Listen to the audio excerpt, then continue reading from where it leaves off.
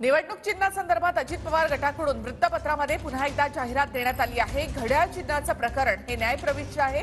अजित पवार गटाच्या जाहिरातीमध्ये याचा स्पष्ट उल्लेख करण्यात आलाय।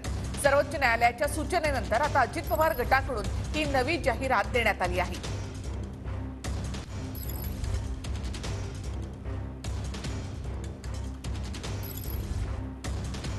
तर जाहिरात काय आहे ते आपण पाहूया। तर अजित पवार गटाची ही नवी जाहिरात नॅशनलिस्ट राष्ट्रवादी काँग्रेस पार्टीला घड्याळ हे चिन्ह दिलं आहे।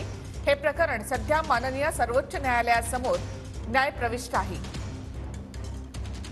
अंतिम निकालाच्या अधीन राहून माननीय सर्वोच्च न्यायालयाने मध्यंतरी नॅशनलिस्ट राष्ट्रवादी काँग्रेस पार्टीला आगामी सर्व निवडणुकांसाठी घड्याळ हे चिन्ह वापरण्याची परवानगी दिली आहे।